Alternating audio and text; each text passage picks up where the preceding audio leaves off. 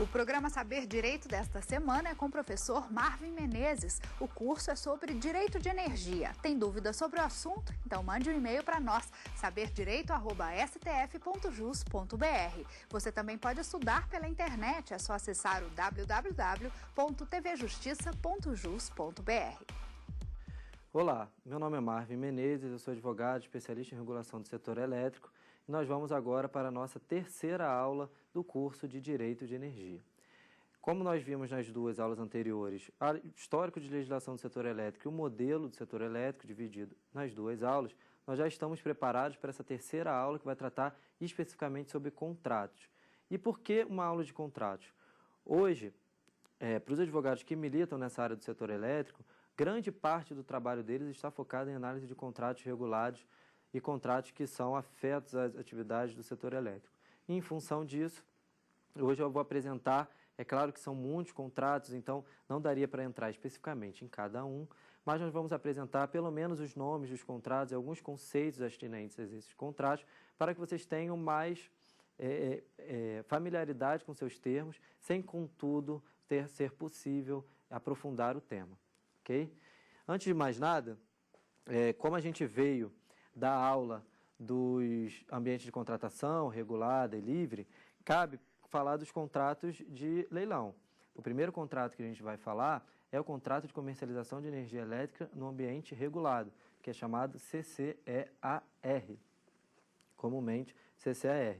Esses são os contratos que são são fruto daqueles leilões de energia elétrica no ambiente regulado entre distribuidor e gerador. Então, quais são as partes? Do outro, e qual é o objeto? Compra e venda de energia elétrica. Não tem nenhum mistério. Esses contratos, eles têm prazos de vigência muito longos e início de vigência geralmente para 5, 3 ou 1 ano para frente. Como eu disse na aula anterior, se for energia nova, os leilões são o A-5 e A-3, então os contratos vão se iniciar 5 anos após o leilão e 3 anos após o leilão. Energia velha, 1 ano após o leilão e de ajuste a qualquer momento, nos 2 anos, enfim. Esse contrato, a minuta desses contratos, ela vem anexa aos editais de leilão, então não existe uma preocupação com relação ao seu teor, no sentido de elaboração dos contratos pelos advogados, porque ele já vem como anexo do edital de leilão. Às vezes vem com algum errinho, mas você pode submeter isso para a comissão de leilão, as suas dúvidas e perguntar por que a cláusula está escrita dessa forma e não de outra. E pode ser que isso seja ajustado, já vi casos em que foi ajustado porque realmente era erro, mas geralmente quando isso se pauta em questões de erro material e não questões negociais, porque negociais só participa do leilão quem estiver de acordo mesmo com aquelas cláusulas do CCAR. Como eu disse, a entrega de energia é virtual, tá? E não é física.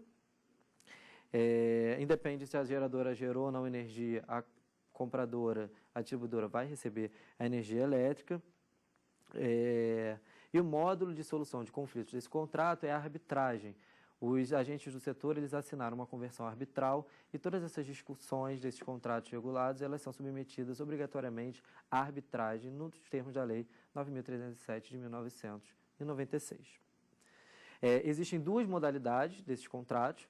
Uma modalidade é por quantidade, então o risco hidrológico ele é assumido pelo gerador, no caso de aumento ou diminuição do reservatório, e o por disponibilidade, que é o que chamam de energia assegurada, em que os custos decorrentes dos riscos hidrológicos são assumidos pelos agentes compradores. Elas vão ser acionadas quando você não tiver a energia elétrica e todo mundo os compradores vão assumir esses riscos. É claro que também com a edição da MP 579, 10783, teve uma resolução número 3 do CNPE, Conselho Nacional de Política Energética, que alterou um pouco a sistemática disso, repartindo o encargo de serviço de sistema para todos os agentes e não só para os consumidores.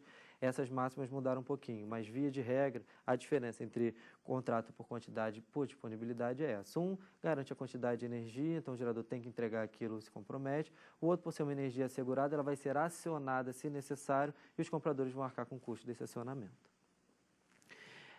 Outro menor, mas não menos importante, é o contrato de fornecimento para nós que estamos nas nossas casas, que são os contratos de adesão. cabe frisar aqui nesse ponto que, e muita gente desconhece isso, mas é uma informação muito importante, que a Agência Nacional de Energia Elétrica editou uma resolução, que é a 414 de 2010, que ela consolida as condições gerais de fornecimento de energia elétrica. Essa resolução é como se fosse o Código de Defesa de Consumidor do usuário de energia elétrica. Ali diz qual a periodicidade para fazer a medição, quanto tempo deve fazer a fatura de energia elétrica, em quanto tempo deve entregar a fatura de energia elétrica, quais são as condições para a suspensão do serviço de energia elétrica, como é o tratamento para o combate a furto e irregularidade de energia elétrica, quais são os direitos e deveres do usuário do serviço público de energia elétrica. Ali constam todo o relacionamento entre a concessionária e os seus consumidores usuários. E muitas das respostas e muitas das dúvidas que os consumidores têm podem ser encontradas ali. Então, acho que cabe a leitura, não só como advogado e como alguém que vai militar no setor, mas até mesmo como para tirar dúvidas da sua relação com a sua concessionária local, para saber onde estão seus direitos, onde estão os seus deveres, que muitas vezes também são negligenciados, e para você ter conhecimento da legislação do setor. É um ponto muito relevante. E para os consumidores do grupo B, e o que são os consumidores do grupo B? São aqueles com a carga menorzinha, que estão ligados abaixo de 2,3 kV. São aqueles nossos, aqueles que... Somos nós que estamos em casa assistindo nossa novela, vendo a televisão. Esses são os consumidores do grupo B, aqueles que não têm possibilidade de escolher de quem contratar. São os consumidores cativos por excelência. Eu só posso contratar da minha concessionária, da concessionária de distribuição local. Esses usuários também celebram contrato de fornecimento de energia elétrica, só que é um contrato de adesão. Esse contrato de adesão, ele é anexo, o padrão da resolução, padrão de observância obrigatória, e é anexo da resolução 414 de 2010. E você deve receber, como consumidor, esse contrato de adesão no mês, até o mês seguinte da abertura de contrato. Então, no momento que mudou de endereço, entrou em contato com a empresa de energia para transferir a fatura para o seu nome, até um mês depois, ou é uma ligação nova, acabou de entrar no imóvel, um mês depois vai chegar esse contrato de adesão exatamente igual ao que está previsto na Resolução 414 na residência. Esse é o contrato de fornecimento do Grupo B. Os contratos de fornecimento do Grupo A são celebrados com aqueles clientes que têm uma carga maior do que o Grupo B e são chamados de consumidores de média e alta tensão. Aqui se encontram todos os consumidores de média tensão que também não podem contratar com quem quiser, só com a distribuidora, mas possuem uma carga maior, mas também se encontram aqui os especiais e potencialmente livres. E quem são esses clientes? São aqueles que podem ir para o mercado livre, mas não quiseram. Os especiais é aquele com a carga até 500 kW que pode contratar de fonte incentivada, como a gente já falou. Os livres são aqueles que podem contratar de quem quiser, mas eles, por algum motivo, optaram por permanecer no ambiente de contratação cativo, permanecer com a distribuidora. E eles são chamados os clientes do Grupo A. Eles celebram um contrato de forma diferente, que é o contrato de fornecimento do Grupo A. É um contrato que já não é um modelo padrão anexo à resolução, é um contrato que é elaborado pelas empresas, geralmente com um apoio do corpo técnico com o corpo jurídico. Nesse contrato, diferente do Grupo B, no Grupo B a tarifa é monômia, você paga aquele valor fechado pela energia na sua casa. No Grupo A, a tarifa é dividida em duas. É uma parte para a demanda contratada e a outra parte para a energia elétrica, especialmente, propriamente dita.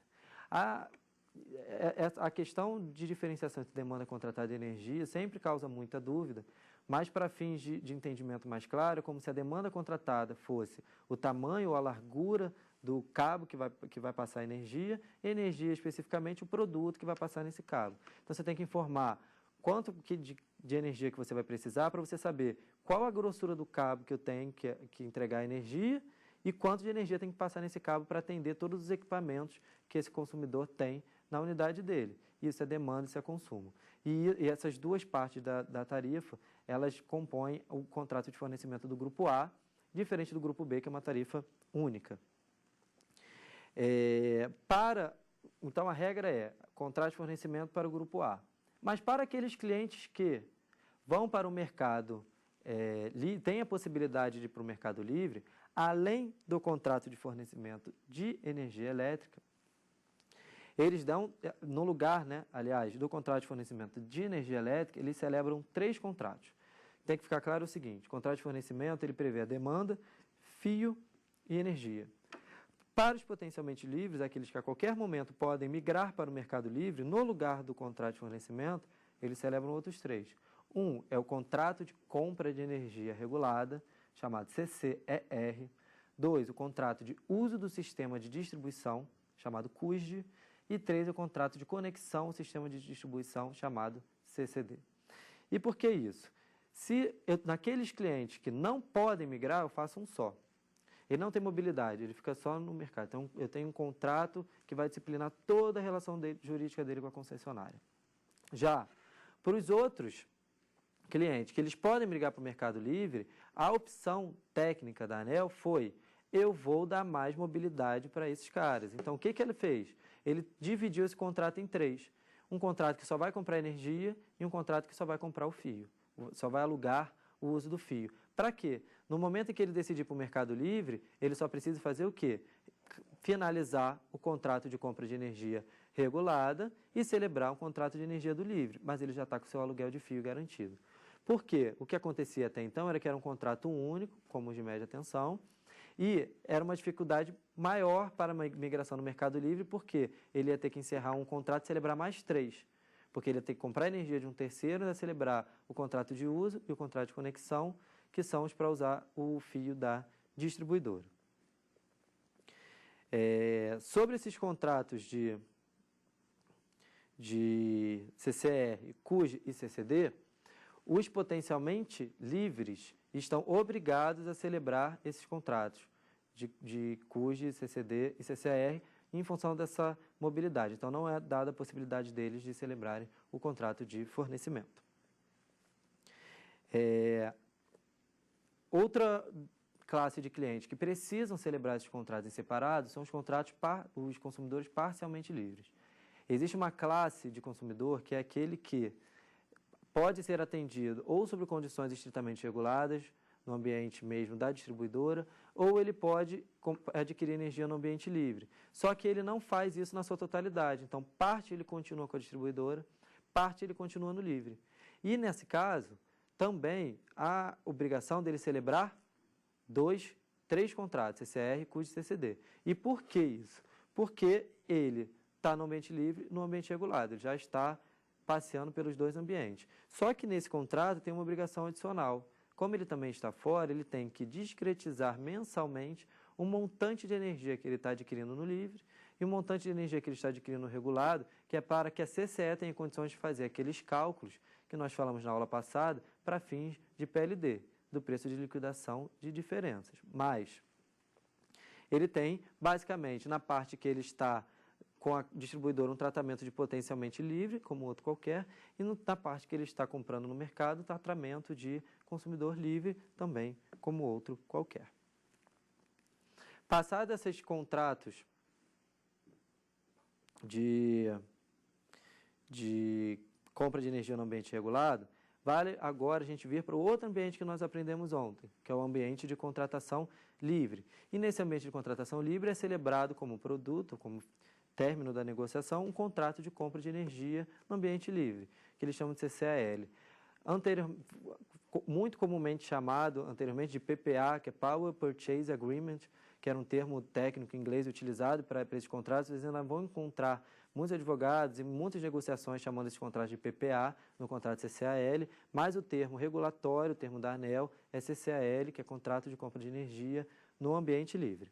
Esse contrato, como eu disse, ele é de livre negociação pelas partes, desde que respeitadas, né, as condições de comercialização das regras e procedimentos de comercialização. Você tem uma liberdade de preços, os acordos são bilaterais, você tem contratos tanto de curto quanto de longo prazo. Você pode fazer esse contrato com registro antes ou depois de contratado. Isso mudou um pouco com a edição da portaria do Ministério de Minas e Energia número 455, que eu vou falar um pouquinho mais à frente. Ele prevê um registro e aporte de garantias, isso é também livremente negociado, e o modo de solução de conflitos não necessariamente é arbitragem, como é nos contratos regulados.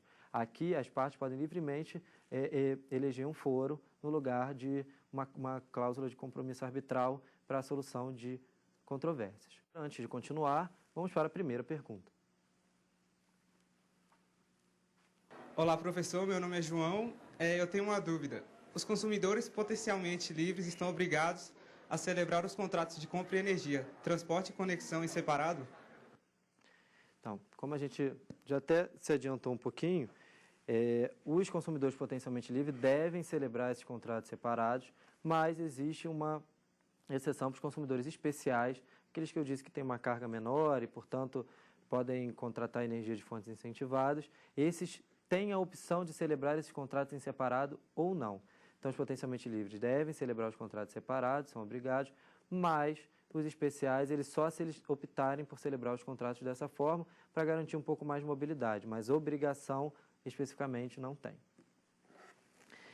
Voltando agora ao nosso tema que estávamos falando sobre o CCAL, a forma de solução de controvérsias é de livre escolha, não existe a obrigatoriedade de se fazer uma cláusula de compromisso arbitral e nem de se eleger um foro específico, mas no ambiente de contratação regulada é mesmo a arbitragem, a fórmula de solução de controvérsias, a não ser que você tenha que envolver ANEEL, algum direito indisponível, nesse caso, por óbvio, a arbitragem não tem lugar. Sobre esses contratos, cabe falar um pouquinho da portaria do Ministério, que eu tinha dito, 455 de 2012. Por quê? Esse contrato de ambiente livre, ele tinha uma lógica de registro que era que elas podiam ser registradas, tanto ex ante, ou seja, antes da entrega de energia, como ex post, depois do suprimento de energia, certo? Isso fazia com que as empresas pudessem criar mecanismos no mercado, do contrato de flexibilização do montante de energia contratada para ajustar ao seu consumo. E não necessariamente para ajustar o seu consumo, mas eventualmente para fazer um jogo de mercado de forma a se beneficiar economicamente. Isso trouxe algumas complicações de garantia e de inadimplência no mercado de curto prazo da CCE, a necessidade de algumas alterações, e o Ministério de Minas e Energia editou no ano passado, publicou uma portaria que trata de uma nova forma de registro desses contratos, e aí é por isso que eu disse também que esses CCALs, apesar de serem celebrados num ambiente livre, eles sofrem limitação das regras e procedimentos de comercialização. Essa é uma delas. Eu tinha um regime que eu poderia registrar esses contratos ex ante e ex post, e agora só posso celebrar esses contratos ex ante. Na verdade, essa portaria trouxe a obrigação de que os contratos fossem celebrados antes do início do suprimento, a partir de novembro de 2012. A partir de determinada data, que é junho de 2013, até junho de 2013, eles têm que ser registrados com frequência mensal e eles podem sofrer um ajuste ex post, como era no passado, de acordo com a sua curva de consumo. Já depois desse prazo, eles só podem ser registrados ex ante, é permitido um ajuste, mas ex ante, e o registro passa a ser semanal. Isso deveria ocorrer a partir de julho de 2013. Só que o Ministério de Minas e Energia, em virtude das alterações introduzidas pela medida provisória 579, a CCE solicitou ao Ministério que esse prazo fosse postergado, porque ela teve que realizar diversos ajustes nas regras e procedimentos de comercialização para tratar da questão da alocação de cotas de garantia física da Lei 2.783, o que fez com que ficasse com o cronograma apertado para implementar essas alterações também para a questão do registro dos contratos. Por isso que essa questão ainda está em análise, mas o prazo continua sendo mesmo julho de 2013, e a partir de então, também as empresas deverão informar os dados dos valores que são negociados nos contratos, o que antes não era informado, que gerou também muita discussão no ambiente livre, porque as empresas entendiam isso como um dado confidencial do contrato. A CCE, por outro lado, disse que não vai divulgar esses valores vão ser só para fins de referência, para você criar um índice do mercado de energia elétrica, não vai divulgar os valores específicos de cada contrato, mas foi algo que causou uma grande apreensão no mercado, e hoje são as discussões maiores assim, do ambiente de contratação livre, e também a resolução 3 do CNPE, que compartilhou o risco do acionamento das térmicas e do encargo de serviço de sistema também para os geradores e comercializadores, criou 2 PLDs, um PLD 1 e um PLD 2, para contemplar essas questões de inadimplência no setor e custos emergenciais com despacho de térmicas. Então, essas hoje são as discussões que estão pairando aí no ambiente, principalmente no ambiente livre, parte também do regulado com relação a esses contratos. Agora, com relação ao CUSD e o CCD, esses são contratos muito importantes e geralmente só quem conhece são mesmo os advogados e os técnicos, engenheiros que militam no setor. Mas, basicamente, como eu disse, a contratação de demanda contratada no contrato de fornecimento. O contrato é de uso do sistema de distribuição. Como dito nos contratos de fornecimento de energia elétrica, naqueles contratos você contrata a demanda contratada, que nada mais é do que o uso do fio, bem entre aspas, e a energia. Nesse contrato de CUSD, quando você decide por contratar a energia de uma empresa terceira, você tem que contratar também o transporte dessa energia. Quando você contrata com a própria empresa embute no preço da energia o valor do transporte. Mas já que você está contratando com uma terceira empresa e você está conectada fisicamente ainda à sua distribuidora local, ela cobra um custo dentro daquela teoria das Essential Facilities, de que ela deve dar acesso à sua rede de distribuição para você comprar energia de quem quiser, ela cobra um custo pelo aluguel desse fio, que é o contrato de uso do sistema de distribuição. Então, você celebra um contrato para transportar aquela energia pela rede da distribuidora que você comprou de um terceiro. Nos casos de potencialmente livre, esses contratos já são separados, mesmo ele comprando energia da empresa distribuidora da sua área de concessão. E o CCD é um contrato de conexão ao sistema de distribuição. É um contrato que ele só vai prever e regular as bases para que a empresa se conecte no sistema de distribuição. Por quê?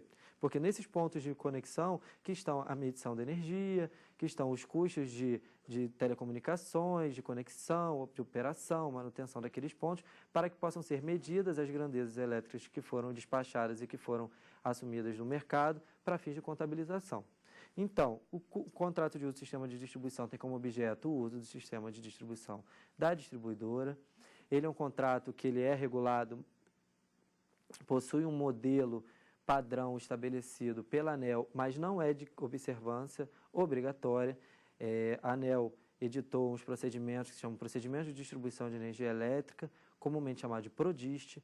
Nesses procedimentos, o módulo 3 trata dos contratos, que é um módulo de acesso ao sistema de distribuição, e como anexo a esse módulo 3, existem os modelos de contrato de CUSD e CCD, que são modelos de orientação para as empresas que podem celebrar seus próprios modelos, desde que atendo os requisitos mínimos da legislação, no caso do CUSD, a Resolução Normativa ANEEL 506 de 2012, no caso do CCD, no caso do CUST, que é de transmissão, Resolução ANEEL 281 de 99, e os procedimentos de rede do ONS, porque eu já estou tratando de transmissão, e os procedimentos de distribuição para o CUSD e para o CCD. A máxima deles e o fundamento é mesmo o princípio do livre acesso, que está no artigo 7º do Decreto 2665 de 1998, que é para mesmo permitir tratamento não discriminatório para acesso às redes, mesmo ele comprando da distribuidora ou comprando de terceiros. E o preço dessa energia, ele é o montante da energia versus uma tarifa. A ANEEL homologa as tarifas de uso do sistema de distribuição, que se chama de TUSD, e as tarifas do uso de sistema de transmissão, que se chama de TUST. E o preço desses contratos é o montante de energia que eles contratam, que é o MUSD, que eles chamam, o montante de uso do sistema de distribuição, versus a TUSD, no caso da transmissão. O montante de uso do sistema de transmissão, MUST, versus a TUST, que é a tarifa de uso do sistema de transmissão. Esses contratos, eles são de absoluta relevância para o transporte de energia, então eles geralmente se apresentam como cláusulas de condição de eficácia dos contratos de energia elétrica, diversas que a gente já tratou do ambiente livre. Então, para que eles tenham eficácia, já tem que ter sido contratado o transporte e o uso do fio. Então, geralmente esses contratos são celebrados, inclusive antes mesmo da celebração dos contratos no ambiente livre ou concomitantemente, mas sempre um dependendo do outro, porque você não pode comprar energia sem comprar o transporte. Já falei que, como normativos padrão para a elaboração desses contratos é a Resolução Normativa ANEEL 414 de 2010, que traz as condições gerais de fornecimento, que traz a disciplina desses contratos para os seus consumidores. também as resoluções 281 de 1999, 506 de 2012, ambas da ANEEL, os procedimentos de rede do ANS e os procedimentos de distribuição da ANEEL. Com base nesse arcabouço legal e regulatório, é possível fazer uma análise com segurança desses contratos, que, via de regra, devem seguir estritamente o que está disposto na legislação e na regulação. Um outro contrato que é muito importante para esse ambiente regulado é o contrato de reserva de capacidade. Esse contrato de reserva de capacidade é um contrato de acesso temporário. E aí nós vamos retornar àquela figura do autoprodutor, que foi inclusive tema de pergunta na segunda aula. O autoprodutor de energia, ele constrói uma usina para atendimento próprio. Mas é claro que a gente não pode garantir que essa usina vai funcionar 100% do tempo, porque ela pode parar para questões emergenciais, para uma manutenção, para uma operação, ainda que programadas, e para isso ela vai precisar de energia oriunda do sistema. Com base nisso, foi elaborado um novo contrato de reserva de capacidade, que é uma modalidade do CUJ, então é um CUJ de reserva de capacidade, que é permitido que aquele autoprodutor utilize a rede da distribuidora e compre energia dela ou de terceiros durante um período de 60 dias no ano, na hipótese dessas paradas emergenciais desses contratos.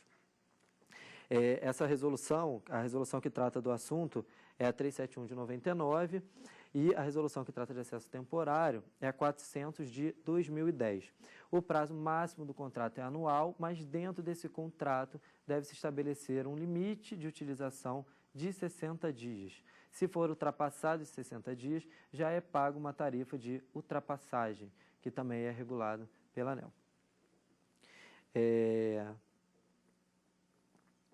A aquisição de energia elétrica, quando da utilização de energia da reserva de capacidade, como ele não está mais gerando pela própria usina, pode ser realizada pela própria distribuidora local, ele pode celebrar um CCR com a distribuidora, pode ser realizada no ambiente de contratação livre também, ou ele pode deixar liquidar no curto prazo e pagar o PLD, mas não seria conveniente, dadas as oscilações de preço de energia no mercado.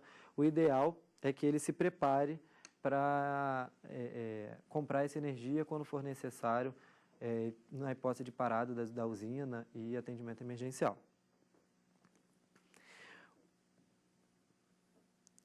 Como um outro contrato, que também é bastante relevante para o setor elétrico, é o contrato de compartilhamento de infraestrutura.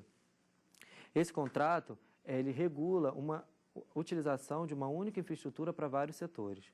No âmbito da ANEEL, a ANP e a Anatel, essas agências reguladoras editaram uma resolução em conjunto, que é a Resolução 001 de 1999, que trata do compartilhamento de infraestrutura, também dentro daquela teoria de eficiência e de essential facilities que a gente tratou na primeira e na segunda aula.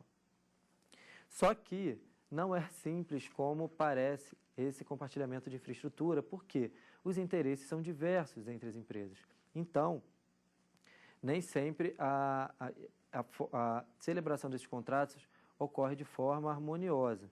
Geralmente, via de regra, é um trabalho extenso que dura bastante tempo, com discussão ponto a ponto de diversas cláusulas. Mas a ideia é que todas as empresas deem acesso à sua infraestrutura, desde que possam sustentar esse acesso, desde que haja espaço, desde que haja possibilidade, não vai comprometer a segurança, a confiabilidade de todo o sistema, mediante uma remuneração, que é o aluguel da infraestrutura. Isso pode ser o poste da distribuidora, pode ser o duto da empresa de petróleo, pode ser a fibra ótica da empresa de energia, de telecomunicações, mas que elas possam conviver num ambiente harmonioso.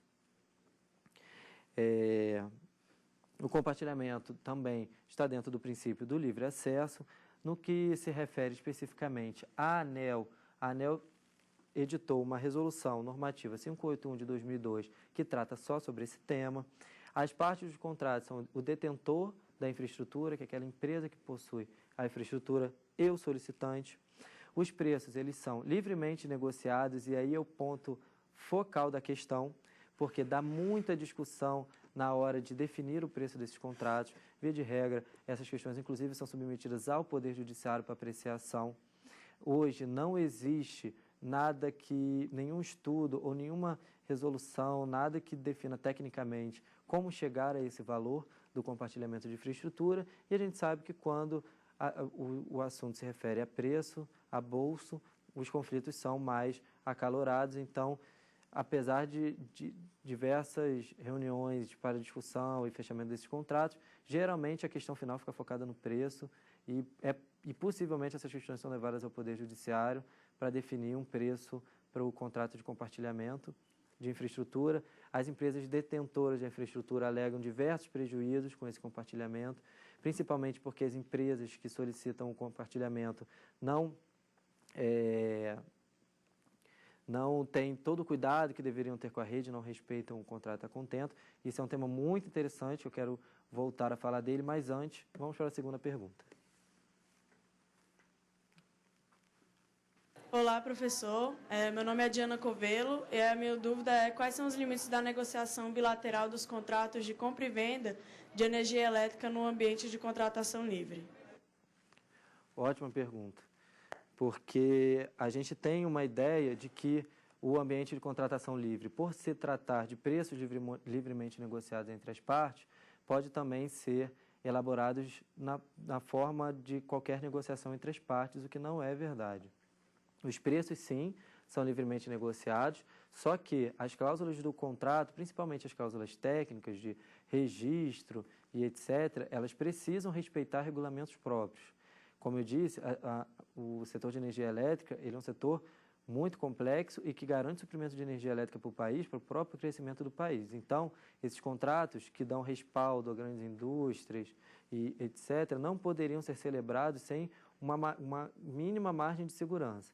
E por isso, existem as resoluções da ANEEL que tratam do assunto, em especial as regras e procedimentos de comercialização da CCE, a Câmara de Comercialização de Energia Elétrica, e nessas regras e procedimentos de comercialização são estipulados todas as questões técnicas e regulatórias e as condições mínimas que devem prever esses contratos e como esses contratos devem se comportar e observar certas condições, sob pena de eles não conseguirem ser registrados e não sendo registrados, não fariam parte do mundo jurídico da CCE, não seriam contabilizados para fins de compra e venda de energia elétrica.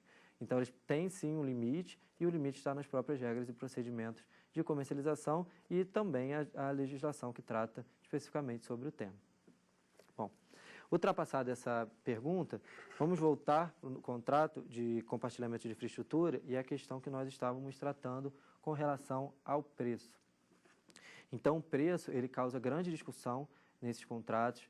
Os preços praticados entre as distribuidoras do norte ao sul do país são completamente diferentes, então não existe uma padronização, o que dá maior força para as empresas, principalmente de telecomunicações, questionarem os preços que são praticados. A questão tinha sido preparado um grupo de trabalho para tratar especificamente sobre o tema, que envolvia empresas associações de ambos os setores e advogados e empresas de ambos os setores e técnicos, etc., para chegar num documento formal que apresentasse as diretrizes para a formação do preço desses contratos, o que até hoje não ocorreu. Então, isso é uma preocupação ainda para esse compartilhamento e é um contrato que causa muito problema. Então, as cláusulas de rescisão, cláusula penal, as que aplicam penalidades, essas são as cláusulas mais importantes desse contrato. Geralmente, o que você vê são lançamentos de cabos a esmo nos postes e passagem em dutos, sem a maior preocupação e sem nem mesmo pedir autorização da empresa, dado que o poder que ela tem de fiscalizar uma rede tão grande acaba sendo limitado. Então, os contratos dão muito problemas, com a necessidade de notificações extrajudiciais e aplicação de penalidades expressivas. Então, para esse contrato, é necessário ter em mente que ele precisa de uma cláusula penal bem escrita, uma cláusula de rescisão bem escrita, atentar bastante para a cláusula do preço, de forma a dar sustento para essa cláusula, com elementos que demonstrem que é um preço justo e razoável, para que esse contrato tenha um equilíbrio que não possa, ou que não venha a ser questionado futuramente pela empresa detentora ou por qualquer outro consumidor ou outro ente necessário nesse questionamento. O importante é sempre manter o equilíbrio do contrato. A fórmula de resolução de conflitos entre os agentes compartilhantes é por meio de uma comissão das agências reguladoras.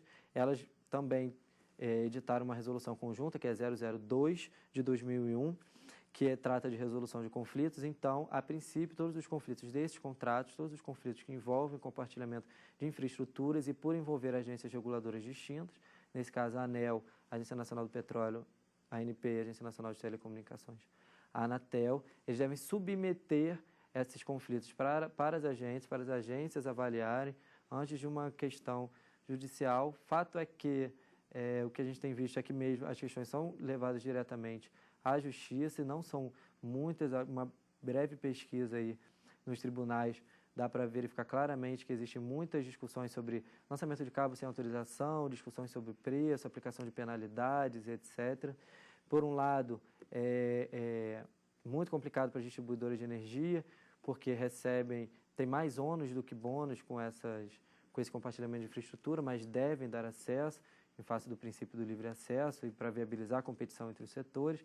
Por outro lado, essas empresas, sabendo que estão entregando telefone, internet, e que hoje é serviço essencial e que dificilmente vão receber uma ordem para desligar suas redes, saem lançando cabos a esmo nas empresas de energia elétrica, às vezes com esse conforto de que não poderão ser desligados por tratar-se de serviço essencial, o que causa um estresse enorme e uma necessidade de um contrato muito bem escrito para tratar essa questão. Outro ponto muito importante é que esses contratos, via de regra, envolvem diversas empresas e não necessariamente empresas de grupos controladores diferentes. Elas também podem envolver empresas de um mesmo controlador. E para isso, é necessário que seja feito um trabalho adicional para que seja verificado que, muito embora esses contratos estejam sendo celebrados no mesmo ambiente, no mesmo grupo controlador, que as suas cláusulas foram elaboradas de forma comutativa, de que não houve nenhum benefício em função dessas empresas estarem no mesmo grupo. Em função disso, a ANEEL editou a Resolução Normativa número 334 de 2008, que trata do controle dos negócios jurídicos celebrados entre partes relacionadas. Eu devo lembrar que, quando a gente tratou sobre o ambiente de contratação regulada, livre e sobre a edição do novo modelo do setor elétrico, a gente viu que existia a possibilidade de contratação dentro do mesmo grupo para compra e venda de energia elétrica, que eles chamavam de self-dealing, ele fazendo um negócio com si mesmo. E isso não foi mais permitido com o novo modelo do setor elétrico. Isso foi, inclusive, com a questão da segregação das atividades e da desverticalização, isso não foi mais permitido. Então, e até voltando um pouco na parte do compartilhamento de infraestrutura, essas empresas tiveram que ser separadas e cada empresa seguir a sua própria vida. E essas empresas começaram a se tratar de partes relacionadas entre si. À época dessa desverticalização, houve a necessidade de se prever um regime para essas empresas, porque muitos dos funcionários de áreas comuns, como jurídico, suprimentos, financeiros, relações com investidores, via de regra têm condição de atender amplas empresas. Foi verificada a necessidade de se fazer um compartilhamento de pessoal.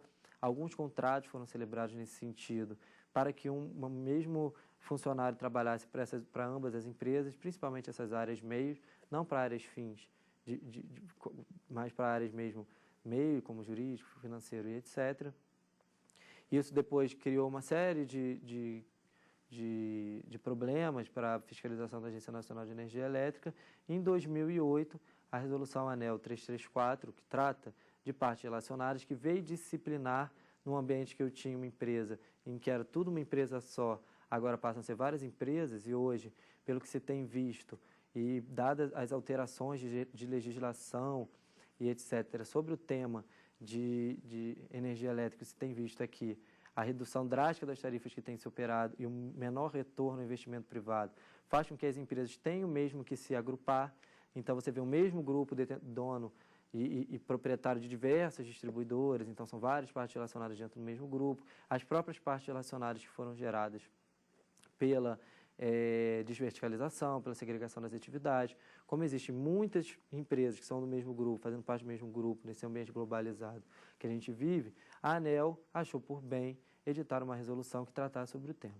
Já existia, desde 2000, desde 99, uma resolução, a Resolução 20, que tratava sobre transferência de tecnologia. E essa resolução ela era aplicada para tratamento das questões de partes relacionadas, porque era a única resolução que tinha e não tratava especificamente de outros contratos, mas de transferência de tecnologia, mas era aplicado por analogia. Só que em 2008 foi editada a Resolução 334, que foi tratar especificamente o partes relacionadas e diversos contratos, não só de transferência de tecnologia especificamente, revogou essa resolução anterior e trouxe a máxima de controle entre partes relacionadas. E aí, antes de mais nada, é necessário definir o que são as partes relacionadas, e partes relacionadas são controladas, coligadas e etc. Resultado dessa desverticalização das empresas, o resultado de agrupamento e de processo de fusão e aquisição de outras empresas, como empresas grandes, como CEMIG, como o Grupo Equatorial, o Grupo Light. Então, são várias empresas embaixo delas. Essas são as empresas partes relacionadas para fins de ANEEL e que precisam ter um controle maior dos atos que são celebrados entre si. Mas antes da gente continuar, vamos à terceira pergunta.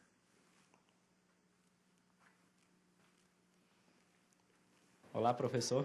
Meu nome é Lucas Mota e a minha pergunta é a seguinte: por que os contratos celebrados entre as partes relacionadas devem ser encaminhados para a prévia anuência da ANEEL? Boa pergunta. Nesse mesmo tema de partes relacionadas, o que essa Resolução 334 de 2008 trouxe? Ela trouxe a obrigatoriedade de todos os atos e negócios jurídicos celebrados entre essas partes relacionadas serem submetidas à anuência prévia da agência reguladora. E essa anuência prévia para verificar mesmo essas questões, se os contratos foram celebrados nas mesmas bases que elas seriam celebrados em qualquer ambiente, sendo ele empresas do mesmo grupo ou fora do grupo. Logo, existem dois tratamentos, dois regimes diferentes nessa resolução, que é o controle prévio e a posterior dos atos e negócios jurídicos praticados. Geralmente, as questões que não são corriqueiras, elas precisam de um controle prévio. Algumas outras, como por exemplo, a celebração de contratos de compra de energia regulada, que são aqueles contratos que são provenientes dos leilões e são celebrados entre a distribuidora e geradora do mesmo grupo, esses não precisam ser submetidos para anuência prévia, porque foram objeto de um leilão da própria ANEEL e um contrato nas bases do próprio edital. Então, não há necessidade de um controle prévio, mas eles ficam para um controle a priori. A princípio, via de regra, todos esses contratos já são previamente aprovados pela ANEEL, tem mesmo controle só posterior e não prévio. E o que deve ficar claro é que o controle aqui para a ANEEL é para fins de tarifa de concessão de serviço público. Então, os contratos que necessitam de uma anuência prévia são aqueles que uma das partes é uma concessionária, permissionária autorizada de serviço público. Se eu tiver contrato entre duas empresas do mesmo grupo que não sejam concessionárias de serviço público, o controle é a posteriori, não há necessidade, se for necessário, é a posteriori, não há necessidade de um controle prévio. Mas se houver uma concessionária de serviço público incluída, é necessário o controle prévio, então a anuência prévia da ANEEL à celebração do contrato. E pode surgir até uma outra pergunta, se eu só posso celebrar o contrato depois de autorizado pela ANEEL. E eu diria que sim, por ser a regra, mas a ANEEL admite que se coloque no contrato uma cláusula de condição suspensiva de eficácia.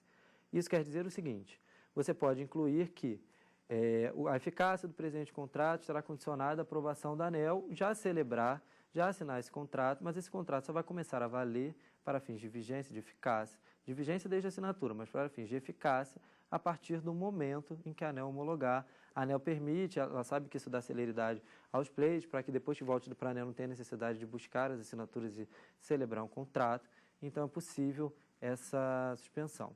Existem, como condição geral, a comutatividade, que eu disse, negócios jurídicos que também sejam até 0,5% da receita operacional líquida da concessionária, estão submetidos ao controle só posterior e não prévio. Sobre esse tema, inclusive, teve uma discussão bastante no ano passado, porque esses contratos de leilão que são realizados, as empresas não costumavam contabilizar esses contratos de leilão nesse 0,5% para fim de calcular se precisa ou não de controle prévio posterior, e a ANEEL entende que sim. Então, muitas empresas tiveram que rever esses cálculos para fim de dimensionar quando o controle é prévio ou posterior, mas todos os contratos celebrados entre as partes devem estar dentro desse 0,5%. Então, se você somou todos os contratos, inclusive os regulados, de leilão, e esses contratos não têm de valor expressivo menos que 0,5% da ROL, até 0,5%, até esse 0,5%, você pode permanecer celebrando os contratos sem pedir anuência prévia, só mesmo deixar para a fiscalização da ANEEL ao controle a posteriori, que é o que eu ia, inclusive, dizer, que o controle a posteriori não é um controle que vai ocorrer obrigatoriamente. O que acontece é que você deixa aquela documentação para a disponibilidade de fiscalização da ANEEL, e a ANEEL, a qualquer momento, pode solicitar aquela documentação para avaliar, para fins de controle a posteriori, o que não necessariamente vai ocorrer dessa forma. Eles, inclusive, podem nem chegar a ser fiscalizados. Ultrapassar essas questões com relação à resolução de partes relacionadas e depois visto esses principais contratos, vamos fazer um resumo do que foi visto hoje, que é para a gente poder ter clarear um pouco a mente, porque foi muita informação. Então, vamos lá. Com relação aos contratos, a gente tratou, primeiro, dos contratos de leilão, são aqueles contratos de compra e venda de energia, objeto de compra e venda de energia, preços especificados pela ANEEL, com teto, mas livremente negociados embaixo daquele teto, ganho gerador que apresenta o menor preço e celebram seus contratos com as distribuidoras. Esse contrato CCR é padrão, edital de leilão. A gente viu também o contrato de fornecimento do Grupo B, que são os contratos de adesão, são modelo padrão. Deve ficar aqui, se tem alguma informação, acho que essa aula tenha que ficar para vocês, com relação à existência da Resolução 414 de 2010, que trata das condições gerais de fornecimento de energia elétrica. Ela é uma bíblia do usuário, é o código de defesa dela, é onde estão disciplinadas todas as questões do relacionamento concessionário-usuário, e ali onde você pode se inteirar para qualquer dúvida, qualquer questionamento que você tenha com relação à sua relação entre a concessionária com a concessionária de serviço público. Ali estão todos os prazos, inclusive os procedimentos a que vocês devem se submeter enquanto consumidores de energia elétrica. Então, isso deve ficar bastante claro e não deixar sair de mente a importância dessa resolução 414. Nessa resolução, também tem a previsão dos contratos de fornecimento do Grupo A, que são aqueles celebrados com os clientes de alta tensão e de média tensão. Esses contratos prevêem uma tarifa binômio, demanda contratada e energia. A tarifa é única, já especificada e homologada anualmente pela ANEEL por meio dos reajustes tarifários, de 5 anos pelas revisões. E aqueles consumidores potencialmente livres que podem comprar energia num ambiente livre, mas não querem, devem celebrar 3 contratos. O CCR, que é o contrato de compra de energia regulada, que é só para compra de energia regulada, o CUSD, que é o contrato de uso, e o CCD, que é o contrato de conexão, esses 2 últimos, CUSD e CCD, para uso do fio, transporte de energia contratada. Os consumidores especiais não estão obrigados a celebrar esses contratos.